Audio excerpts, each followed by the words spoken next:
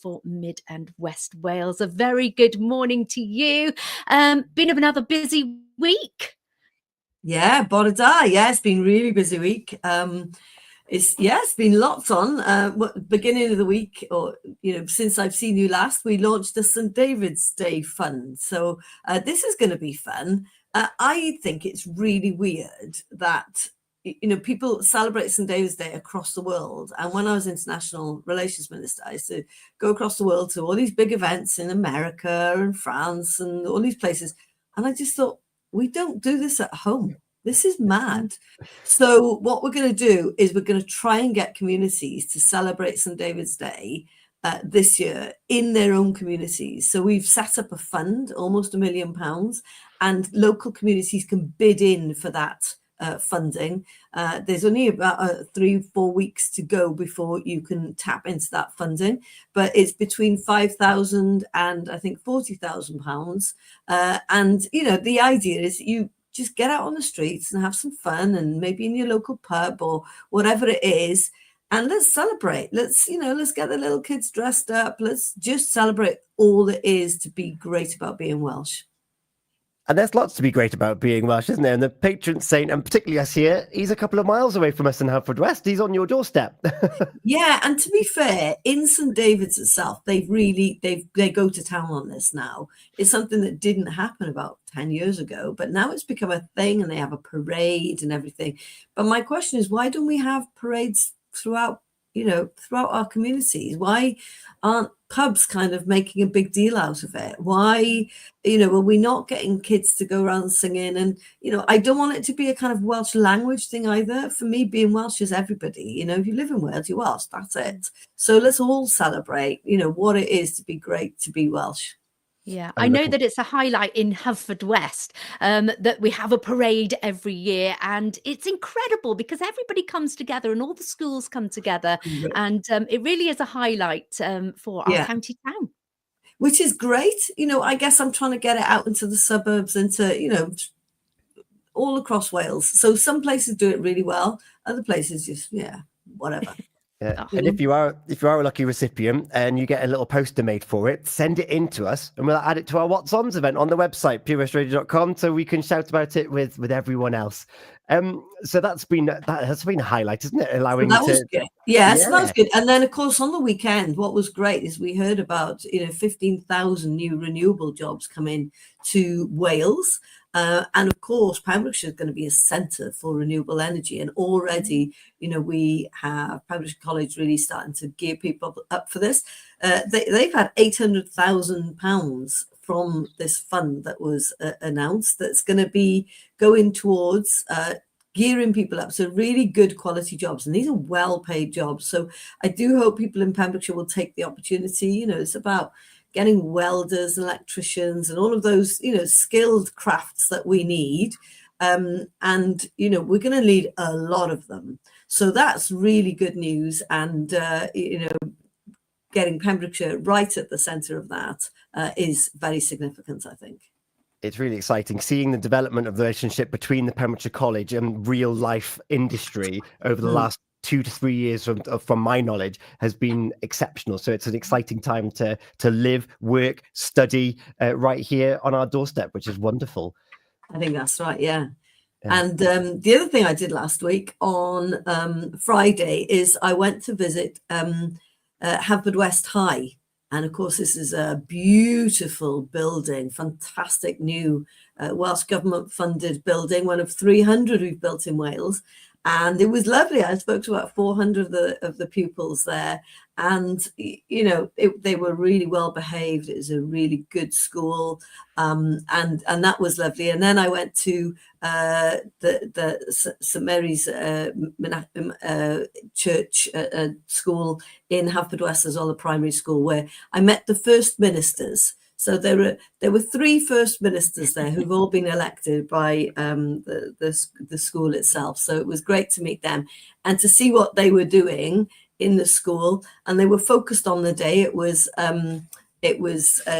show racism the red card, and they were doing a lot of work on that in their classrooms, which was great to see. That is. It'll only put the country in good stead when we've got these big open conversations so people can understand the differences and the similarities between us all. It's an exciting time to be in school, I think, and we'll touch on that a little bit later on. But we've had questions sent in to us, Eluned. And it's half term next week, and some of us might be lucky enough to be getting away and jetting away for a couple of days away. But what we often find is that we have to leave the country to visit the country of our destination. And Sally got in touch, and she was saying, why have Cardiff Airport when it's struggling so significantly? And there was a takeover. If it wasn't for Welsh government, arguably it wouldn't be there at the moment because it was taken over a couple of years ago. What's your stance on that for us that need to travel that extra hour, typically to Bristol or further afield again? Yeah, well, look, if it weren't for the Welsh government, there wouldn't be an airport in Wales, and I don't think you can be a country, the only country in Europe without an airport. So we did step in because the private sector, the private company running it, was running it into the ground, and we didn't think that was acceptable. So we stepped in. It's not unusual for governments and regional local authorities and things to run airports, but obviously you don't quite have the money to inject that maybe some of the private sector. But what's been great is there has been now an uplift in the number of people using the airport, almost 1 million people now last year. So those figures came out yesterday, and that's up about 5% on what it was before. But obviously people are not going to use it unless the routes are there, unless the flights are going somewhere. So Ryanair had its largest ever Cardiff programme in the summer, so that was helping. And there's been an increased frequency in terms of flights between Wales and Spain. And KLM, of course, connects to about 150 global destinations. And summer 26, you're going to see a fourth additional TUI-based aircraft that's going to open up routes to Egypt and to Faro. And I think there are 38 direct routes on sale all the year round. So that's 30 routes. So look, it's getting better. We're constantly trying to get more people to come and to put new routes in. But the fact is, unless we put that money in, and it's not just about the flights, actually, the travel flights, actually, it's a really important economic development tool. And that's the thing. You've got to remember that without that, jobs might not come in. People, you've got big business and industry. They want to know there's an airport, cargo flights, all of those things are really, really important. And, just to give you an example, if we didn't have an airport, we wouldn't have got the Champions League final to Wales. So, that brought in 42 million quid just in itself. So, but the economic development aspect is a really important aspect. There's a massive British Airways kind of hangar there where they correct aircraft and things. So it's the economic side of things as well as the travel things. But I basically try and go from there as much as I can and just go, right, what goes from Cardiff? I'll go anywhere from Cardiff because it's much more convenient, as you say, than going to Bristol. Yeah, and easier to navigate as well, because one of my friends was like, well, I'm only going to go from Cardiff because it is a lot easier for her to navigate. So that's a plus from her. What are the likelihood of the very, you don't need to give a detailed answer on this, but the roads linking the airport to the M4, are they likely to be improved anytime soon, make them a little bit more friendly? Well, there've been some improvements. The route just when you get to Barry to link you to the M4, that's what they call it, 5 Mile Lane, I think they call it. That's improved quite a lot.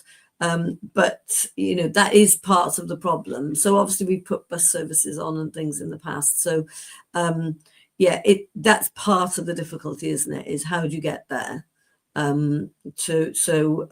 Obviously we're always looking at ways to improve that kind of thing.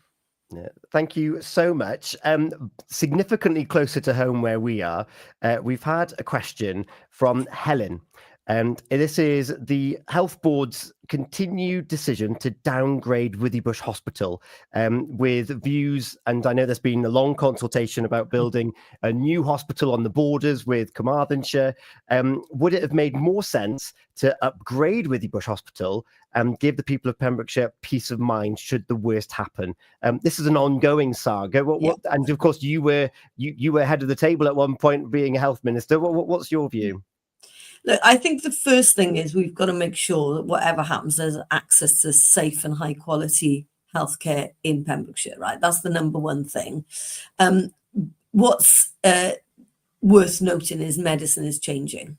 Okay, so people are becoming more and more specialized, and as you get more specialized, you get better outcomes. So, you know, for the patients, you want to see a real specialist who's got the expertise. Part of the issue is because we don't have large numbers and populations, it's very difficult to attract those experts to West Wales. So I was visiting the Withybush on Friday, and it was fascinating talking to a haematologist there.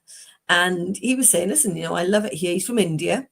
And he was saying, but actually, you know, about 60% of the haematologists in Wales will be retiring in the next few years. And where are you going to get those haematologists from? Because he said, we've advertised in Britain and they haven't come. They don't apply, and they don't want to come that far west. And so what was great is I met somebody who'd come from somebody else they'd been out to recruit in India, who's now established himself in Pembrokeshire. But it's a battle. There's going to be 10 million shortage of health workers across the world by 2030. So everyone's competing for these brilliant people. And the question is, how do you get them to places like Pembrokeshire when they want to be really, really specialists? So there's a staffing issue before we get into the building issue. Obviously, listen, there was a big conversation about building a new hospital. People in Pembrokeshire made it clear that, you know, they didn't want to see that happen. And so that is definitely, being put very much on the back burner now, apart from the fact that that was on offer when the money was there, and there's very little money around now to rebuild. So that's the thing. But I do think it's probably worth mentioning that actually there has been a massive amount spent on Withybush. Listen, you'll all be aware a couple of years ago when the rotting concrete went through the building, we had to kind of spend a huge amount of money getting that better. One of the things I saw on Friday was the same day emergency care service, which is a new service that's been developed. Again, a lot of investment into Withybush. Amazing teams, ambulance workers, GPs, social workers, all working together. And the whole point of what we're trying to do now is to shift care out of hospitals and into the communities. Let's look after people in their own homes, particularly at the elderly. Let's try and look after them in their communities. And to do that, you need to kind of make sure that you shift the emphasis really back into the community as far as possible. So I think if you look at the other things that we're trying to do, there's a whole lot of work going on where we have invested in Withybush, but I recognise, you know, it is an older building, and obviously there's a consultation out at the moment with the Health Board, and these are decisions for the Health Board, because what they've got to concentrate on is what are the best outcomes. How do you make sure people get the best healthcare?